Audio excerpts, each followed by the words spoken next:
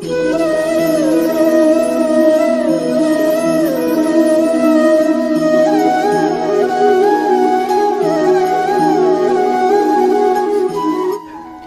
குடிக்கொரு சந்ததியாய் ஆழ்வார்கள் தம் செயலை விஞ்சி நிற்கும் தன்மையலாய் பிஞ்சாய் பழுத்தாலை ஆண்டாலை பத்தியுடன் நாளும் வழுத்தாய் மனமே மகிழ்ந்து ஸ்ரீ சௌனகான்வய வயோநிதி பூர்ண சந்திரம் ஸ்ரீ ஸ்ரீனிவாச குருலப்த ஜனித்ரிகண்டம் வேதாந்த யுக்ம விசதீகரண பிரவீணம் ஸ்ரீ தேஹலீச குருவரியம் அஹம் பிரபத்யே.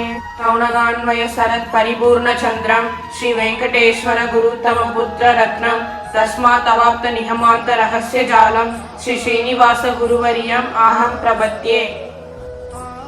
மாதங்களில் சிறந்தது மார்கழி மாதம். அம்மாதத்தில் 3ஆம் நாளான இன்று ஆண்டாள் அருளிய திருப்பாவையில் 3ஆம் பாசுரத்தையும் அதன் அர்த்தத்தையும் திருப்பாவையில் திவ்ய தேசங்கள் என்ற தலைப்பில் காஞ்சி சுவாமி காட்டிய அர்த்த விசேஷத்தை இன்று நாம் அனுபவிப்போம். இன்றைய நாள் பாசுரம்.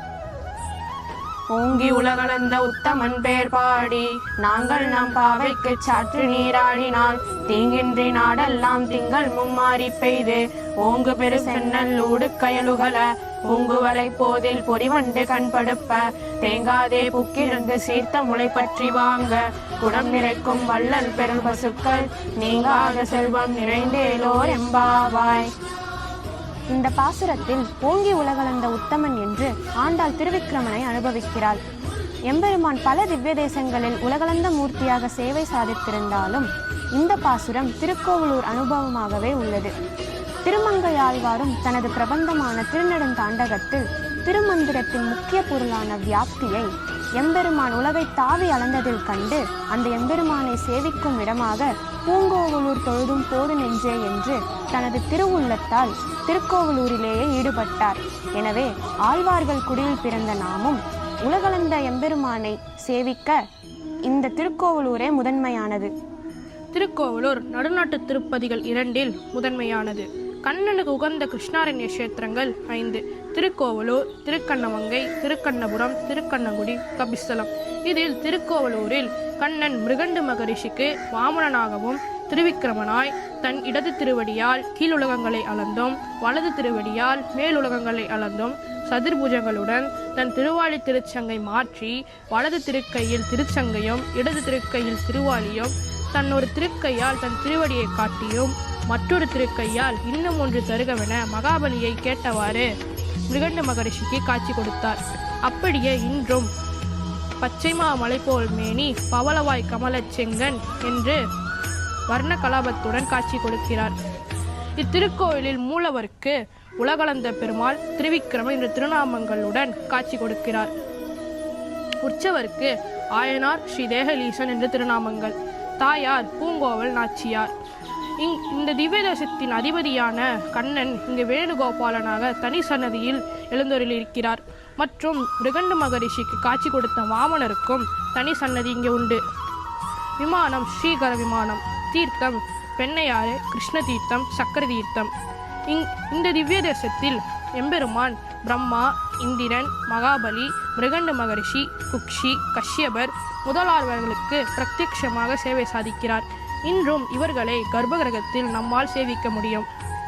இந்த திவ்ய தேசத்துக்கு இன்னொரு பெருமையும் உண்டு. 4000 திவ்ய பிரபந்தம் தொடக்கம் இங்குதான். முதலாழ்வார்கள் மூவரும் திருக்கோவலூர் சந்தித்து முதல் 3 திருவந்தாதிகள் மூலம் அருளி செய்தனர். ஒரு நாள் இரவு பொய்கையாழ்வார் எம்பெருமானை சேவிக்க திருக்கோவலூர் வந்தபோது மிருகண்டு மகரிஷி இடைக்கழியில் இருந்தார். அப்போது பூதத்தாழ்வார் அங்கு வந்தபோது ஒருவர் படுக்கலாம், இருவர் இருக்கலாம் என்று இருவரும் இருந்தனர். அதே சமயத்தில் பேயாழ்வாரும் வந்தபோது இருவர் இருக்கலாம், மூவர் நிற்கலாம் என்று மூவரும் நின்று கொண்டிருந்தனர். இதை கண்ட எம்பெருமான் தன் ஆழ்வார்களுடன் இருக்க ஆசைப்பட்டு அவர்கள் இடையில் வந்து நின்று நெருக்கினார்.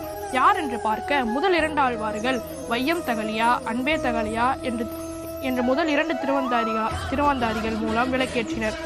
பேயாழ்வார் திருக்கண்டேன் பொன்மேனி கண்டேன் என்று எம்பெருமானை கண்டு அனுபவித்தார். இடையில் இந்த திருக்கோவில் சைவர்களால் ஆக்கிரமிக்கப்பட்டு சிவ ஆலயமாக மாற்றப்பட்டு ஆயனார் கைங்கரியம் தடைப்பட்டிருந்தது.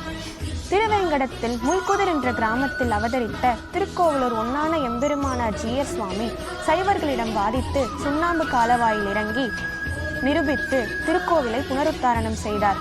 அப்பொழுது அங்கிருந்த சிவலிங்கத்தையும் சைவ சின்னங்களையும் அருகிலிருந்த சிவ ஆலயத்திற்கே அனுப்பி வைத்தார். மூலவர் முன்பு எழுப்பப்பட்டிருந்த கல் சுவற்றில் தனது திருதந்தத்தால் அளவிட்டு அதனை திறந்து ஆயனாரை வெளிப்படுத்தினார். அதேபோல் ஸ்ரீமுஷ்ணம், திருக்கண்ணமங்கை, நவத்திருப்பதிகள் போன்ற திவ்ய தேசங்களில் தடைப்பட்டிருந்த கைங்கரியங்களையும், திருவரங்கத்தில் தடைப்பட்டிருந்த கைசக புராண படனம், பிரம்மரதம், அருளப்பாடு ஆகியவற்றையும் சரி செய்து அதனை மறுபடியும் தொடங்கி வைத்தார். பின்பு திருக்கோவலூருக்கே திரும்பி ஜீயர் மடத்தையும் ஏற்படுத்தி ஆயனார் கைங்கரியத்தை தொடர்ந்தார். அவர் வம்சத்தில் 26ஆம் பட்டத்தை அலங்கரித்திருக்கும் நம் ஜீயர் சுவாமியின் நிர்வாகத்தால் இன்றும் ஆயனார் கைங்கரியம் குறைவர தொடர்கின்றது. ஆண்டாள் 3ஆம் பாசுரத்தில் அருளி செய்தது போல உலகளந்த உத்தமன் பெயர் பாட நீங்காத செல்வம் நிறையும். ஆண்டாள் திருவடிகளே சரணம், ஆழ்வார் திருவடிகளே சரணம், எம்பெருமானார் திருவடிகளே சரணம், ஜீயர் திருவடிகளே சரணம், ஆச்சாரியர் திருவடிகளே சரணம்.